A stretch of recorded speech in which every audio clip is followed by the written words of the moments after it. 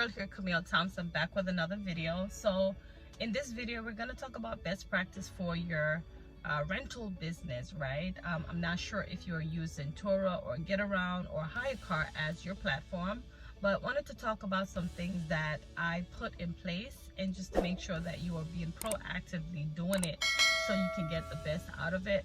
I pretty much want to say for me in the beginning, I didn't have a good experience because when I purchased my car, my aunt had passed away around that time, and I didn't put my car out right away. So I was kind of like back and forth. I went to New York,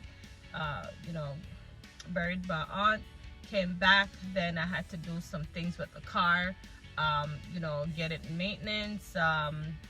I didn't do the inspection right away, but everything was good on the car because when I purchased the car, we didn't see anything. But after a few months, we started to see like pop-ups. There are things had to be replaced. It was like minor issues, it wasn't like the main components. For me, the main components of a vehicle is the transmission, engine, thing of that nature, but I had like minimum issue, right? But still I had some pop-ups that had to be done, so I got those taken care of. But when it comes down to these rental platforms or companies, you want to make sure that you are doing your due diligence in terms of inspection. I sound a little bit hoarse, y'all. This week has been a bad week for me. I wasn't feeling good. I have this dry cough and it's just like my throat, but I just want to keep this video going, and that's because most of you who have been following me this business journey, I want to share with you my story, my journey, and pretty much just be transparent because business is not for the weak. Pretty much you got to be consistent, you have to have a mindset, and you have to have motivation. But anyway, like I was saying, make sure that you do your inspections. If you have two cars or multiple cars, you want to make sure that, like for me, I have two papers, right? This one is for Getaround and I have the other one for Turo. So I'll just give them the paperwork and they just fill them out because I don't have time to be bringing my car, one by one. I don't have time for that. So I put this practice into place and it's been working for me. So I just wanted to share with you that when you are using the Turo platform or Getaround platform, make sure that you are planning accordingly.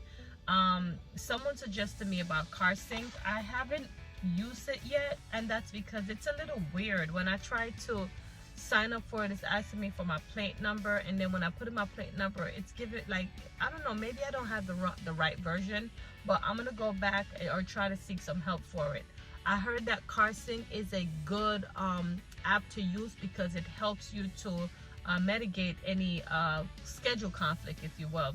So but pretty much what I do, as soon as, like for me, I try to be on top of my games. Sometimes I have a little minor issue here and there.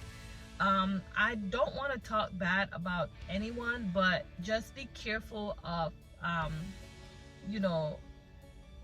make sure you're reading the fine lines, right? Make sure, because sometimes if you are not paying attention, then you will be liable for certain charges, thing of that nature. So make sure that you read, because when I started this rental business, one of the things that I did not do, I was just like clicking my way, and yes, I acknowledge it and I move past it. So lately I have been going back and read through all of their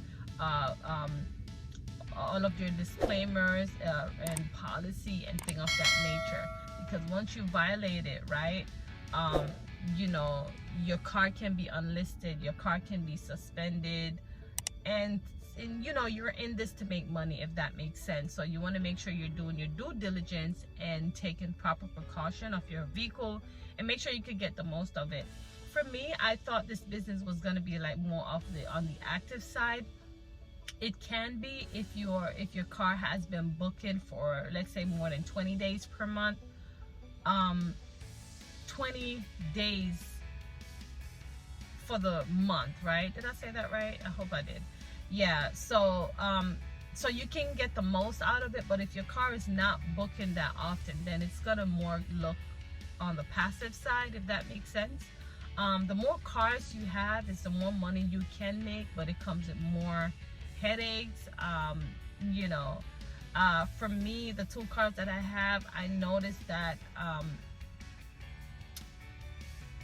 I use one for one platform, one for the other, because I've heard that you're not supposed to have 2 vehicles on one platform.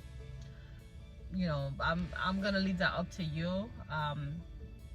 But make sure that when you're doing this car business, right, the money that you are making right away, don't spend that money right away. Put up that money to the side, because sometimes you need money to fund your vehicle, meaning like if there's any issues, any pop-up, you know, if you have a family member that is a mechanic in your household, then that's good for you. You know, the only thing that you have to pay for is probably the parts that you need to replace. But if not, then you know you're gonna be spending money, especially if you purchased a used car to use for business. So the first set of funds that you made or profit, don't use it yet. Just put that to the side. Have about $1,000 to $1,500 in savings, you know, just in case if anything happened. And anything that you make after that, then that is your profit. The reason why I'm saying that, because we're all in business to make money, right? But sometimes it's not good. Not every money you get, you spend it out right away, because things happen. These cars operate like human beings. Sometimes it's so unpredictable. Sometimes you don't know what's gonna happen. So make sure you're doing your due diligence. You know, do the best you can with your car, maintain them, do your oil change, your tune up yearly, and make sure you do your yearly inspection, right? Also make sure for your pay attention to when a renter rent your car. Once they drop it off, pay attention. Make sure you're, you know, looking around. Make sure that your car is not damaged, the interior, the exterior. Make sure you take pictures, you upload it. You know, also I'm going to be sharing with you some supplies that you can use for your car. So far I've been doing great, and it's high risk, right? This business is a high risk business if you don't know what you're doing. So I have learned that, right? And that's why I'm telling you that, to put up that money, because that's what I did. You know, I said to myself, okay, now I purchased these used cars, and I'm like, okay, well, I need to have just in case money. Does that make sense? So the just in case money come right in time for things that was popping up in the car. But so far so good, thank God that I haven't had any major issues. And these are my money makers, right? So I try to protect it. I'm not emotionally attached to them either, because it's just business. These cars are in my business names, and so I just keep it like that. These cars are there to make money for me, but sometimes it comes with challenges, right? Because I hate when I have pop-ups, and it just, to me, like, I gotta put my car on pause again. Like, I don't like that. So I just want my car keeps going, and that's the thing. That's the method. If you decide you want to go financing, or you want to purchase a car, a used car, then you have to know what you want to do. I know that I don't like monthly payments. I didn't want that, so I decided to get something that I didn't have to make payments on, and everything comes to me could be profit, right? That makes sense for me, but it comes with headache when you're purchasing used cars. So I just wanted to put this out here so you know exactly what to do, how to do it, the best practice on making sure that you're maintaining your car, and just to make sure you get the best out of it, okay? This video not supposed to be a long video, but yeah, I'm just here. My appointment is for 9 o'clock. So I'm just here in the car waiting to drop it off. And like I said, I have my paperwork here to get my car's